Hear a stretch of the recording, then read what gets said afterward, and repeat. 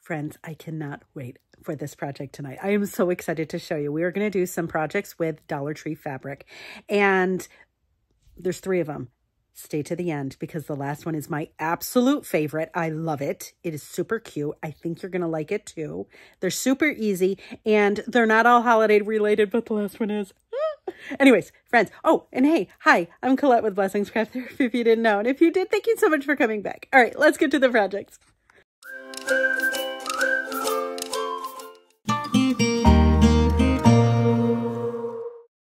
All right, so Heat and Bond is what we're going to use. Now I have Dollar Tree fabric and a composition notebook. I roughly make sure that I have enough fabric to do both sides of this notebook. And I'm going to open up my fabric and put it pretty side down, okay?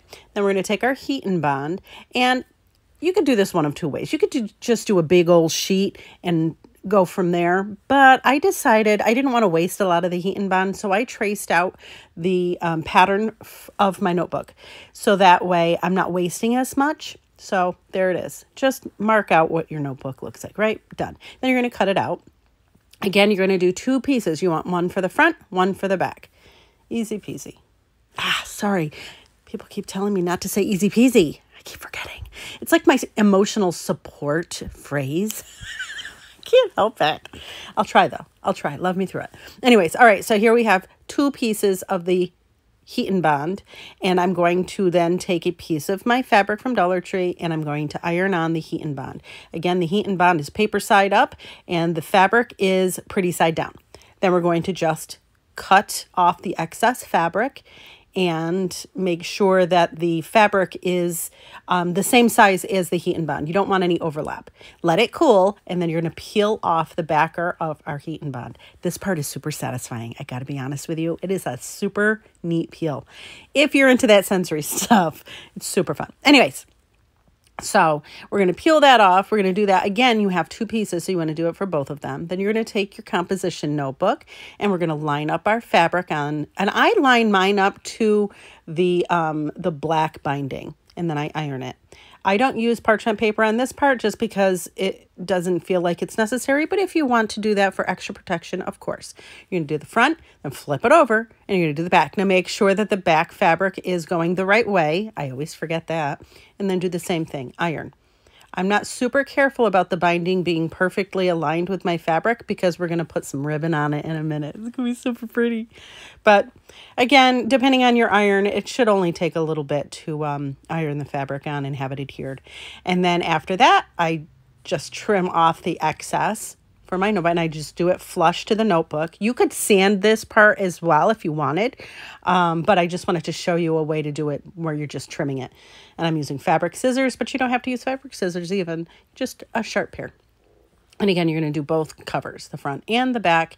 Easy. See, I almost did it. I almost did it again. Sorry.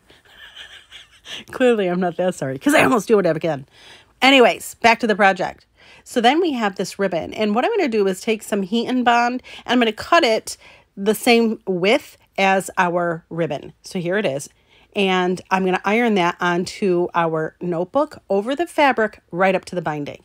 And then we're going to let it cool, then peel off the backer. You want to make sure that it's the same length as your notebook as well. Then here we have our ribbon, and I did use a piece of parchment paper for this one to iron it because the ribbon is it's not cotton and we don't want to melt it. I cut off the excess, and friends, look at this. Are you kidding me?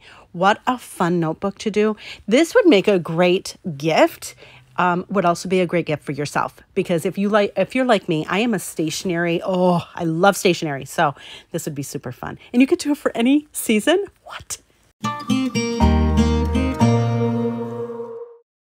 All right, so I have this creepy wood jar thing from Dollar Tree from Halloween, and I'm going to take it apart. I take the jute off. I peel as much paper off as I can and take that metal part off.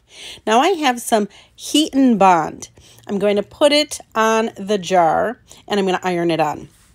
This one was cut down a little bit. It's actually a scrap I had. The Heat and Bond was a scrap I had. And then I'm going to cut it down really roughly, and then I'm going to sand off the excess. Go all the way around, go in the nooks and crannies, and go all the way around this jar to get all of the Heat and Bond, the excess Heat and Bond off. It sands off really easily, no issue. Once it's really cooled and sanded. Then we're going to peel off the backer. And then we're going to get some Dollar Tree fabric. I found this Dollar Tree fabric and I might have squealed while I was in the store. Like, I was so excited. I was so excited. So we're going to take pretty side up and we're going to iron it onto our little jar that we just put Heat and Bond on. It doesn't take long, under 30 seconds. It goes really quick. Then I'm going to roughly just trim off the excess, and I'm going to make sure to trim a little bit in those little corner things so that I can sand off the excess. So that's what we're going to do next, is just sand off all the excess fabric. This, by the way, the sander came from Walmart. I think it's like Gator or something like that. I didn't realize that this had greenish, like yellow on the edges. So I sanded the edges and it still wasn't good. So then I decided to do some distressing. I'm using a dry brush method and I'm just doing some black on the edge. Now listen, if this isn't your jam, don't do it. Should I have thought of doing this before I put the fabric on? Probably yes. But as you know, I'm a reactive crafter. I get so excited that I don't think through the whole process, but it's okay because I'm here to tell you that it's not the end of the world. Like, you can't even tell that I did this after the fact. So I did the black and I was like, gosh, that's a little too dark. So then I decided, let's try some white. I know. It's okay, though. Let me through it. Let me through it. So I feel like it was all right, though. I feel like it's not perfect, but it also isn't horrible. So I did that on all of the sides. Make sure you let it dry. And I'm using chalk paint for this part. And this is a Dollar Tree chip brush that I used to dry brush it. Could it have been better? Probably, but you know what? It's not awful either. It's fine. It's a Dollar Tree jar. I mean, really, we're repurposing it, so it's okay. It's fine. Though I should think about these things before I do the project, I know. Then we're going to reassemble our jar, and I'm going to put some hot glue on the top. And we're going to add that little metal thing that we had. And then I had this cute little Farm Fresh little circle that I got from Dollar Tree. I'm going to put some hot glue on that and add that to the jar. These are little fake rosemary sprigs that I had gotten from Walmart. They were like 99 cents. And I'm just going to do 2 little ones on one side and 2 little ones on the other side. Glue those on. Then I have some cute little florals that I had that I glued those on. And then I just added that jute that was originally on it. I just wrapped it on it again and then glued the bow. And hello, now we have something that was creepy that we could repurpose and use it all year long. What? I know. All right, so we have these creepy ghosts and we have these little witchy hats. And then I had some little wood beads. And then we have this pumpkin like duo thing. I popped one of the smaller pumpkins off, took the bow off, and then I'm trying to peel as much of the paper off of this bigger one. Couldn't get it off, so I decided to just spray it with water and let it sit. While that's sitting, I have those little ghosts. I'm going to paint them white. I'm only doing one side and not even all the way up. You have 2 of them. You got to do 2. Then I have the hats, and I'm going to paint them red. I am doing both sides on 2 of those. Now, this pumpkin, now that it's sat, look at it, the paper just peels right off. It's awesome. Perfect. Now it's ready. So I'm going to put some Mod Podge on it and spread that out, and we're going to let that dry. I'm going to tell you right now, we're using burlap, and I'm going to tell you right now, put a little spritz of water on it and iron it. It's going to make your life so much easier. The other pumpkin, we're going to do the same thing we did with the big pumpkin. Put Mod Podge on, let it dry. Now I have this buffalo plaid fabric from Dollar Tree. We're going to iron that onto the smaller one. Then I'm just going to sand off the edges. I do put some cuts where the stem is just to make it easier for me to sand. If you don't like the sand look, like sanded edge look, then cut it out perfect. I can't do that. I can't cut a straight line, friends. So we did that all the way around. And then here's that burlap that we ironed. We're going to put that on the bigger one. And we're going to kind of make sure that we really press around that little block that we couldn't get off. Then we're going to put some parchment paper on top, and then we're going to iron that on. This basically reactivates the Mod Podge and makes it sticky.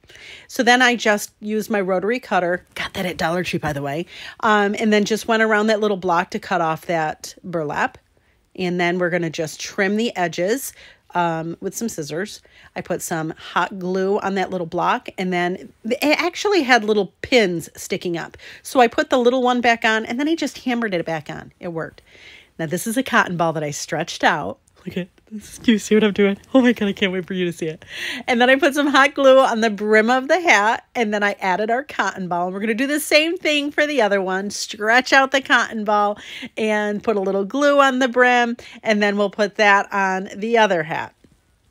Perfect. Ta-da!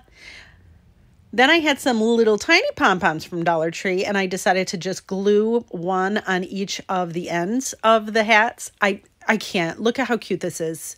I mean, good. Come on. Then we're going to glue our little ghosts that we painted white. We're going to glue those onto our pumpkins. There's that. Okay, next we're going to glue on our hats, and you're going to glue the hat on just so that that little mouth shows. And we're going to do the same thing with the other one. Oh my, do you see it? It's so cute.